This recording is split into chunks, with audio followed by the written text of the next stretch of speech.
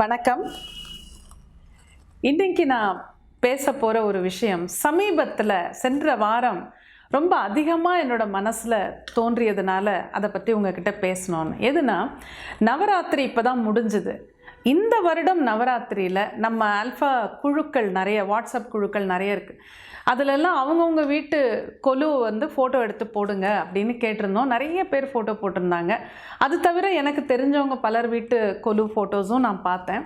இந்த வருடம் நவராத்திரியில் எனக்கு ரொம்ப அதில் பளிச்சுன்னு தெரிஞ்சது என்னென்னா, கிட்டத்தட்ட எல்லார் வீட்டு கொலுலேயும் முக்கியமாக வீற்றிருந்த ஒரு புதிய சிலையாகவும் இருக்குது அல்லது ஒரு கட் அவுட்டாகவும் இருக்கிறது. அது யாருன்னா பாலா திரிபுர சுந்தரி. இதை பார்த்தப்போ எனக்கு ரொம்ப சந்தோஷமாக இருந்தது. சென்ற வருடம் கூட இவ்வளோ பார்த்த மாதிரி எனக்கு ஞாபகம் இல்லை. அதனால் பாலாவை பற்றி பேசணும்னு சென்ற சில பதிவுகள்லையும் நான் சிலது சொல்லியிருக்கேன். ஆனால் இன்றைக்கி பாலாவை பற்றி மட்டும் பேசணும் அப்படின்னு எனக்கு ஒரு ஆசை. அதுக்கு தான் இந்த பதிவு. பாலா திரிபுர சுந்தரி அவங்கள நான் முதல் தெரிஞ்சுக்கிட்டது 2001. அப்போ எனக்கு யாரோ சொன்னாங்க, காஞ்சிபுரத்தில் இந்த மாதிரி பாலான்னு ஒரு கோவில் இருக்கான், நம்ம போய் பார்த்துட்டு வரலாம். அப்போ அங்கே நாங்கள் போன போது பார்த்தா அது கோவில்னு சொல்ல முடியாது, அது பாலாவுடைய வீடு, ஸ்ரீ பாலா பீடம்னு இருக்கும். அப்போ அந்த வீட்டுக்கு போனோம். அங்கே வந்து அந்த கூடத்தில் அவங்களுடைய சிலை இருந்தது. அதை பார்த்தோம், அதை வணங்கினோம். ரொம்ப மனசுக்கு ரொம்ப நிம்மதியாக இருந்தது, அற்புதமாக இருந்தது. அந்த சமயத்தில் பாலாவை பற்றி எதுவும் அதிகமாக தெரியாது. ஆனால் ஏதோ ஒன்று அங்கே போய் ஒரு பெருசாக ஒன்று கிடைச்ச மாதிரி ஒரு ஃபீலிங் இருந்தது. அதோடு வந்து நான் அடிக்கடி பாலாவை நினச்சிப்பேன், அந்த மாதிரி இருந்தது. அதுக்கப்புறம் 2005 முதல் முறையாக ஸ்ரீவித்யா தீட்சை எனக்கு கிடச்சிது. அப்போ பாலாவை பற்றி இன்னும் கொஞ்சம் தெரிஞ்சுக்கிட்டேன் விஷயங்கள். அவங்க வந்து முதல் மந்திரம் பாலாவுடைய மந்திரம் ஸ்ரீவித்யாவில் அப்படிங்கிறது தெரிஞ்சுது. அந்த பாலா மந்திரத்தை கொஞ்சம் சொல்லிக்கிட்டு இருந்தேன். அப்படியே அவங்களோட ஒரு தொடர்பு இருந்தது. அப்புறம் 2009 தான் எனக்கு மறுபடியும் ஸ்ரீவித்யா தீட்சை சரியான முறையில் ப்ராப்பராக கிடச்சிது. அப்போ தான் பாலாவை பற்றி நிறைய விஷயங்கள் எனக்கு சொன்னாங்க. அதையும் நான் வந்து தெரிஞ்சுக்கிட்டு அதுக்கப்புறம் தான் உண்மையாகவே ஸ்ரீவித்யா அப்படிங்கிறது என்னன்னு புரிஞ்சு அதை ப்ராக்டிஸ் பண்ண ஆரம்பிக்கும்போது பாலாவுடன் ஒரு தொடர்பு மிக அதிகமாகவே இருந்தது.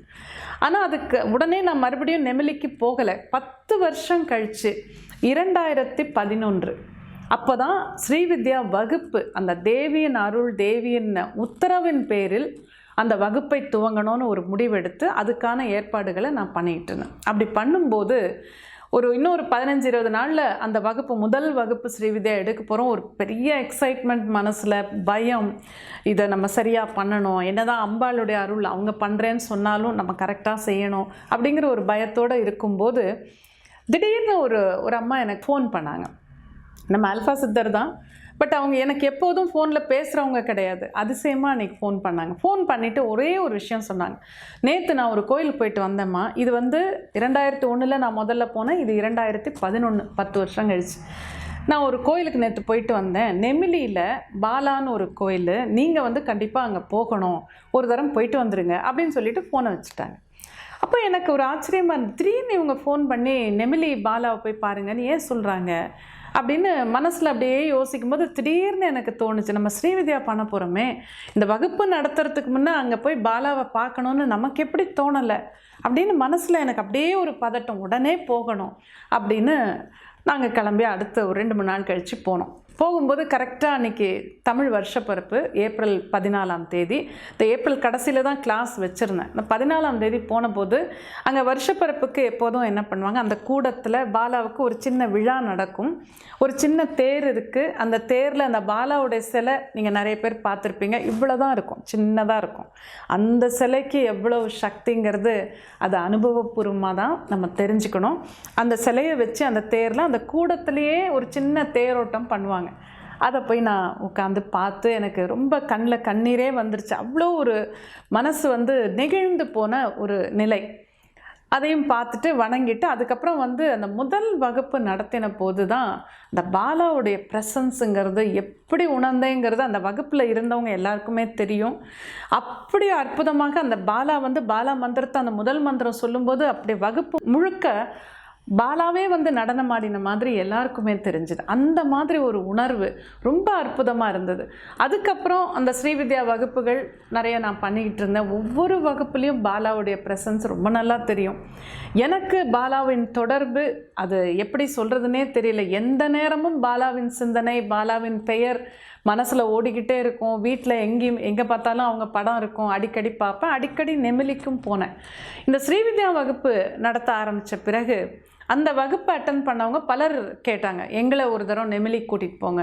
அதனால் அடிக்கடி என்ன பண்ணுறது, ஒரு நாள் யாத்திரையாக சென்னையிலேருந்து கிளம்பி எல்லாரையும் நெமிலிக்கு கூட்டிகிட்டு போய் அங்கே போய் நம்ம உட்காந்து அந்த கூடத்தில் உட்காந்து ஸ்ரீவித்யா மந்திரத்தை எல்லாருமா சேர்ந்து 108 முறை பாராயணம் பண்ணுவோம். இந்த ஸ்ரீவித்யா மந்திரங்கிறது பொதுவாக நம்ம ஓப்பனாக சொல்லக்கூடாது, அது ரகசியம். ஸ்ரீவித்யாங்கிறதே ஒரு மிகப்பெரிய ரகசியம்தான். அதை கற்றுக்கும் போது தான் தெரிஞ்சுக்கணும், தீட்சையாக அது கொடுக்கணும்.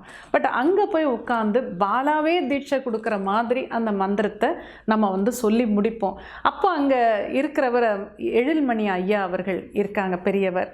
அவருடைய தாத்தா கண்டுபிடிச்சு கொண்டு வந்து வச்சது தான் இந்த பாலாவுடைய சிலைன்னு அவர் அந்த கதையை சொல்லுவார். 180 வருடங்கள் முன்னாடி அவருடைய தாத்தா ராஜராஜேஸ்வரி சிலையை வச்சு வணங்கிட்டு இருந்தார். அந்த சிலையும் அந்த வீட்டில் இருக்குது.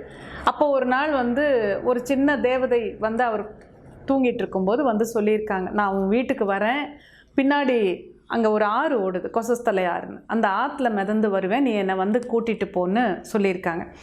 அப்போது இவருடைய தாத்தா வந்து அந்த ஆற்றுல போய் தேடி இருக்கார். நல்ல மழை பெய்கிற டைமில் வெள்ளத்தில் போய் தேடி இருக்கார், கிடைக்கல. 1 நாள் போனார், 2 நாள் போனார், 3 நாள் போனார், கிடைக்கல. 4ஆவது நாள் அவர் ரொம்ப மனம் வெறுத்து, நீ வந்தா வா, என்னால் இதுக்கு மேலே ஒன்றும் பண்ண முடியாதுன்னு ஊர்க்காரங்கெல்லாம் அவரை பார்த்து சிரிக்கிறாங்க. மழையில் எங்கே போகிறீங்க, இருந்தாலும் பரவாயில்லன்னு அவர் போய் தேடும்போது அன்னைக்கு கிடைச்ச சிலை தான் அந்த சின்ன சிலை. அவருடைய அந்த கனவில் வந்ததும் அதே தான் அப்படிங்கும்போது அவர் புரிஞ்சுக்கிட்டு அதை கொண்டு வந்து வீட்டில் வச்சுருந்தார். இதெல்லாம் இந்த எழில்மணி ஐயா அவர்கள் ரொம்ப அழகாக எங்களுக்கு சொல்லுவார். எப்போ நாங்கள் போய் உட்காந்தாலும் அவர் அதை பற்றியெல்லாம் விவரமாக பொறுமையாக ஒவ்வொருத்தருக்கும் அவர் சொல்கிறத பார்த்திங்கன்னா அற்புதமாக இருக்கும். அப்படி அந்த பாலாவை பற்றி சொல்லும்போது அவரே இன்னும் என்ன சொல்லுவார்னா, இங்கே வர்றது அவ்வளோ சுலபம் இல்லை, நீங்கள் நினச்சா எந்த கோயிலுக்கு வேணாலும் போயிடலாம், ஆனால் பாலா நினச்சா மட்டும்தான் நீங்கள் இங்கே வர முடியும் அப்படின்னு சொல்லிட்டு என்ன சொல்வார்னா, ஆனால் இந்த அம்மா மட்டும் எப்படி இந்த ஆல்ஃபா சித்தர்கள் எல்லாம் கூட்டிகிட்டு அடிக்கடி இங்கே வந்துடுறாங்களே. அப்போ நாங்கள் பாலாவை நான் கேட்டேன், அது என்ன இவங்க மட்டும் அடிக்கடி வந்துடுறாங்க, எப்படி வராங்க அப்படின்னு கேட்கும்போது அவர் சொல்கிறார், பாலா என்ன சொல்கிறான்னா, அவங்க வந்து வரல, என்ன பார்க்க வரலப்பா, நான் அவங்கள பார்க்கணுன்னு ஆசைப்பட்டு அவங்களெல்லாம் கூப்பிட்டேன், அவங்களுக்கு இன்றைக்கி நான் வந்து ஒரு பரிசு கொடுக்கணும்னு நினைக்கிறேன், அதுக்காக நான் தான் அழைச்சேன் அப்படின்னு பாலா சொல்கிறா அப்படின்னு சொல்லுவார். இதெல்லாம் எதுக்கு சொல்கிறேன்னா, அந்த பாலாவுடன் ஒரு மிகப்பெரிய ஒரு உறவு, மிகப்பெரிய சந்தோஷம், மிகப்பெரிய ஒரு நிம்மதிங்கிறது எத்தனை பேர் உணர்ந்திருக்காங்க. அதை இன்றைக்கி இப்போ வர வர பார்க்கும்போது, நான் முதல்ல 2001 அங்கே போயிருந்த போது கூட அத்தனை பேருக்கு பாலாவை பற்றி தெரியல. எனக்கே அது அப்போ தான் முதல் முறையாக தெரிஞ்சுக்கிட்டேன். ஆனால் இப்போ வர வர பார்த்திங்கன்னா நிறைய கோவில்கள் அங்கங்கே பாலாவுக்காக கட்டுறாங்க. எத்தனையோ பேர் விதவிதமாக அந்த பாலாவை வணங்குறது. இதெல்லாம் பார்க்கும்போது அந்த பாலாவின் சக்தி மிகப்பெரிய அளவில் இன்றைக்கி பரவிக்கிட்டு இருக்கிறத என்னால் உணர முடியுது. இந்த லாக்டவுன் சமயத்தில் ஒரு நாள் ஆழ்ந்த தியானத்தில் இருக்கும்போது பாலாவை நினச்சி தியானம் பண்ணிட்டு இருந்தேன். அப்போ பாலாவோட பேசிகிட்டு இருந்தேன். அப்போ நான் கேட்டேன், என்னம்மா இந்த கலியுகம் முடிய போகுதா, அதனால தான் இந்த மாதிரியெல்லாம் துன்பங்கள் மனிதர்கள் கஷ்டப்படுறோமா, அடுத்த யுகத்துக்கு போகிறோமா, என்ன நடக்க போகுதுன்னு தெரியல, அப்படியே கலியுகம் முடியறதா இருந்தாலும் அந்த கல்கி அவதாரம் வரும்னு சொல்கிறாங்களே, அந்த மாதிரி ஒரு அவதாரம் இப்போ வரலன்னா எப்போமா வர்றது, இப்போ வந்து ஏதாவது ஒரு விதத்தில் ஒரு சொல்யூஷன், ஒரு தீர்வு கொடுக்க வேண்டாமா அப்படின்னு நான் புலம்பி கேட்குறேன். அவங்கள கேட்கும்போது அப்போ பாலா என்ன சொல்கிறாங்கன்னா, என்னை பார்த்து, நீ இன்னும் என்னை புரிஞ்சிக்கவே இல்லையா அப்படின்னு ஒரே ஒரு கேள்வி கேட்டாங்க. இதை இன்றைக்கி நான் ஏன் சொல்கிறேன் அப்படின்னா, கண் முன்னால் நமக்கு தெரியுது இன்றைக்கி பாலாவின் சக்திங்கிறது எவ்வளோ பேரை போய் தொட்டிருக்கு, எவ்வளோ பேருக்கு அவங்கள பற்றி தெரிஞ்சிருக்கு, எத்தனை பேர் பாலா பாலா பாலான்னு இன்றைக்கி பேச ஆரம்பிச்சிருக்காங்கன்னா, இதுதான் நம்ம எல்லாம் காக்கக்கூடிய ஒரு சக்தி. அந்த உலகத்தை காக்கும் ஒரு பாலான்னு ஒரு பாட்டே இருக்குது அப்படின்னு எனக்கு நிச்சயமாக தோணுது. அதே சமயம் நம்ம அங்கே அந்த நெமிலி வீட்டில் பாலாவுடைய வீட்டில் போய் நம்ம உட்காரும்போது அவர் எழில்மணி ஐயா அவர்கள் எப்போவுமே சொல்லுவார், எப்போ போனாலும் சொல்லுவார், ஒவ்வொரு முறையும் அது மனசை வந்து ரொம்பவே தொடும், கண்ணில் கண்ணீர் வரும். அந்த ஒரு செய்தி அவர் அழகாக சொல்லுவார். அதை இன்றைக்கி உங்களுக்கு நான் சொல்லணும்னு நினைக்கிறேன். அவர் என்ன சொல்லுவார்னா, பாலா இன்றைக்கி உங்களுக்கு ஒரு செய்தி சொல்கிறா அப்படிம்பார். என்ன அப்படின்னா, எல்லோரும் ஒரு சேர கைவிட்டு விட்டாலும், இல்லை என்று உன்னை கைகழுவி விட்டாலும், என் பிஞ்சு கைகள் உன் கரம் பற்றும், கடைசி வரை உன்னை காப்பாற்றும் அப்படின்னு சொல்கிறா அப்படிம்பார். அதை கேட்கும் போதெல்லாம் மனம் நெகிழும். உங்களுக்கும் அதை ஒரு செய்தியாக நான் இன்றைக்கி சொல்கிறேன்.